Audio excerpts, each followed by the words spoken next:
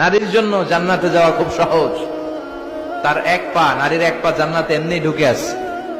আর কিছু কাজ করলে, 4টা কাজ করলে বাকি পাটাও জান্নাতে ঢুকাই দিবে কে?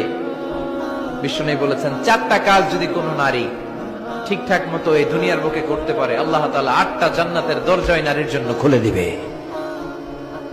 1 নম্বরে বিষ্ণু বললেন, আল মারআতু ইযা সাল্লাত খামসাহা, কোন নারী যদি 5 ওয়াক্ত সালাত সময় মতো আদায় করে, ওয়াসামাত শাহরাহা, রমজানের রোজাগুলো ঠিক মতো রাখে, আতাআত বালাহা, স্বামীর আনুগত্য করে, ওয়া হাফিজাত ফুরুজাহা, নিজের লজ্জাস্থানের হেফাজত করে। 4টা, কয়টা?